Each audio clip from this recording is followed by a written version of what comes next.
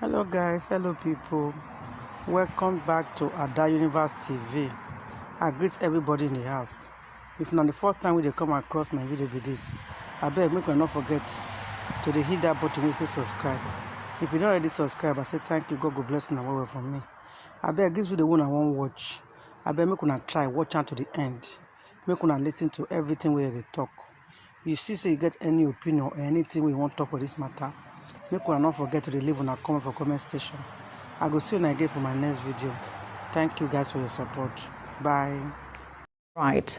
Now I have joining me in the studio two lawyers, Fred Nzako and Judy Ologun, to discuss this new development. Gentlemen, good morning. Thank you for joining us on TVC Breakfast. Good morning.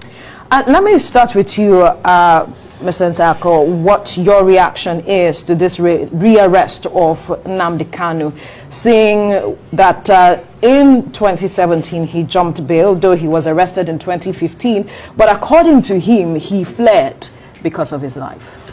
Well, my reaction is the same with that of most Nigerians who feel that Nnamdi Kanu receiving the short end of the knife from the federal government. Recall that he was arrested in 2015 and then kept in custody for 2 good years without trial, over and against all provisions of the law, over and against all pronouncements of court that he should be either taken to court or be released on bail. But federal government refused, neglected and denied to grant him his constitutionally guaranteed right.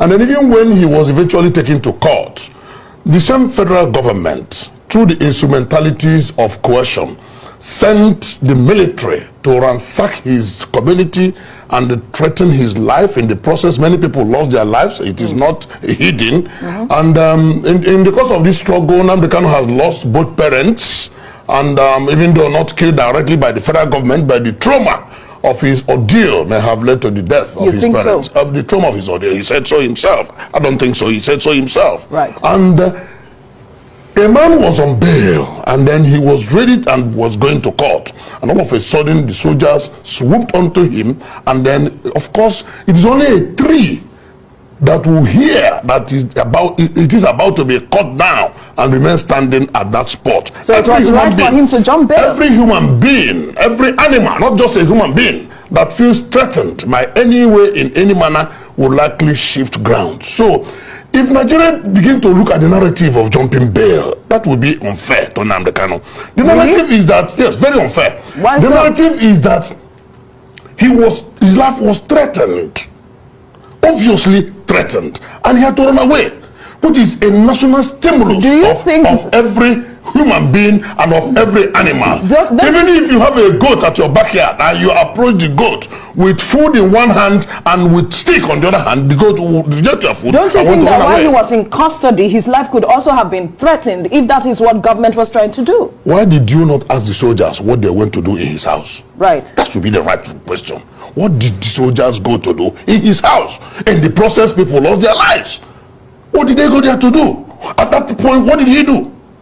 Even if he had committed any offense in the eye of the law, or right, in the opinion of the government, what did the soldiers go to Nnamdi Kanu's house to do? Wasn't he being investigated at the time? When he was enjoying the bail granted him by the court after 2 years of unlawful incarceration? These are the critical questions, because I like to analyze issues based on cause and effect. Right. What was the cause and what happened to be the effect? The cause is that federal government acted very unlawfully. The cause is that the soldiers went to his house unlawfully. The cause is that his life was threatened.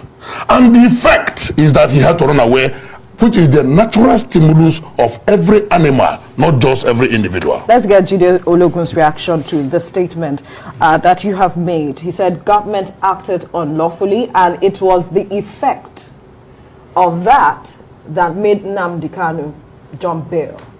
Nnamdi Kanu himself mentioned the fact that he could have been killed with the others who were killed in his residence when the military came invading. And that's maybe a valid argument, but the issue now is that he has been rearrested. He was going through trial, and if you look at the Constitution of Nigeria, section 36 or section 5 in particular, 1999 as amended, he's entitled to what we call presumption of innocence. There are allegations against him of instigating terrorism, you know, different charges. And unless these allegations are proved beyond all reasonable doubt in the criminal justice value chain, he may not be convicted. So it's now for the government. But my concern really and my fear is that with recent developments in the country, for example, the high level of insecurity, wanton destructions in the southeastern part of the country, that he is allegedly instigating even from abroad. It may be a tough one. But, you know, my concern goes beyond this rearrest of Nnamdi Kanu. What are the issues in the country? Nnamdi Kanu himself was born, I think, September 25, 1967. And that was when the civil war started. That lasted for about 3 years, claiming millions of lives in Nigeria. And the issues that prompted this, we are yet to resolve in Nigeria. And like the Northern Coalition Group is saying, that this Nnamdi Kanu issue may not disappear with the rearrest. Can we look in the direction of referendum? And right now in the country, it's not just about Biafra. Other regions of the country are agitating. And what are these agitations focusing on? The engagement of the commonwealth of this country for the common good of this country. And unless we address this, we'll be arresting and rearresting and, you know, stampeding.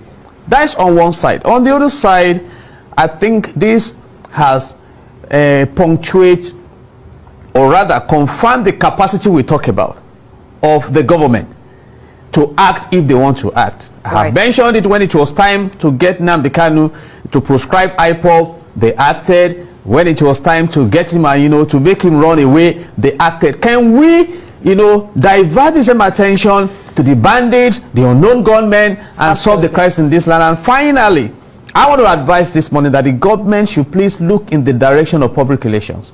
The definition of public relations means that, you know, a planned, deliberate and sustained effort to create and sustain mutual understanding between an organization or a country and the publics.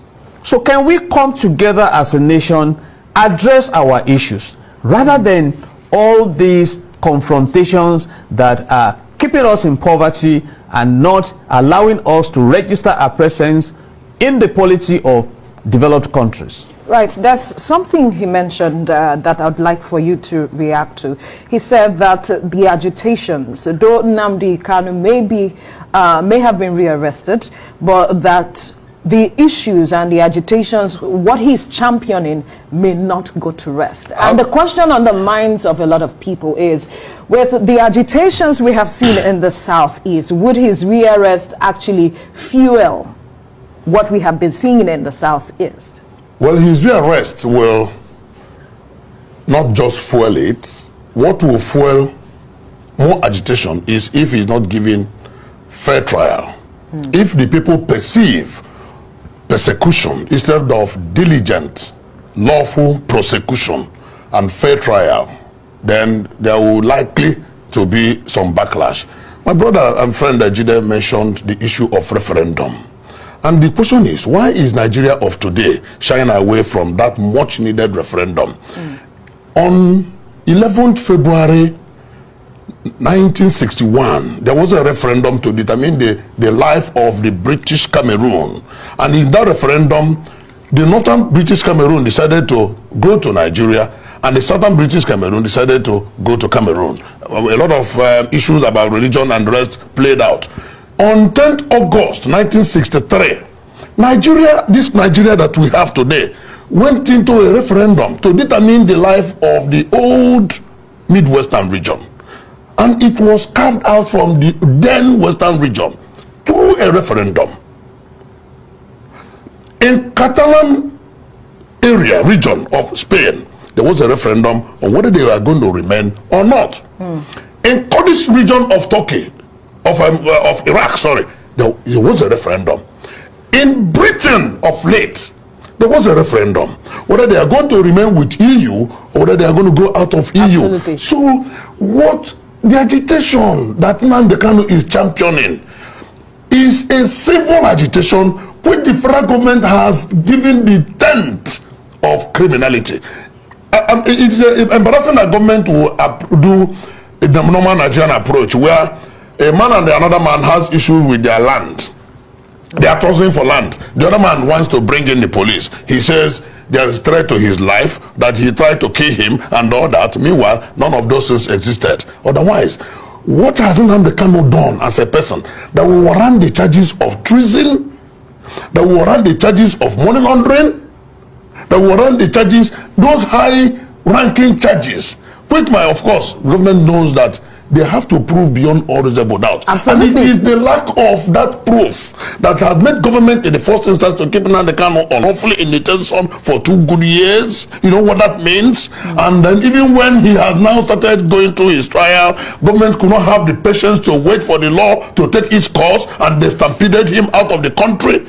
Who is now the culprit in the matter between Nnamdi Kanu and federal government? I mean, let's look at the issues the way they are, and not just being sentimental about, oh, he's insulting anybody. When has insult become a crime? Right. It is a law of thought. It is a tortious offense of which, if you feel insulted, when America was going for election, somebody made an image of Donald Trump, a naked image of Donald Trump with a small ball, and kept it in a massive square. Did you not see it? Had Donald Trump killed him?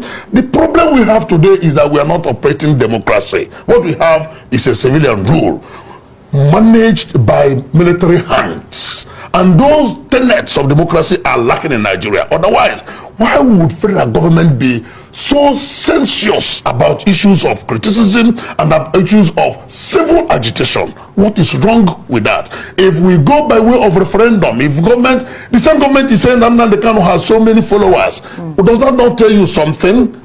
If he is alone, would he have such followers? If the government now claims that the followers are essentially illiterate, conduct a referendum and say, let only those with school cert. Of course, you know that to be a president in Nigeria, you need only school certificate. Right. To be a senator, a governor, only school certificate. Conduct a referendum and place a benchmark that only those with school certificates would vote in that referendum, and let us see whether Nnamdi Kanu is alone or not. Okay. Government is shying away from the truth, and government is hiding from its shadows.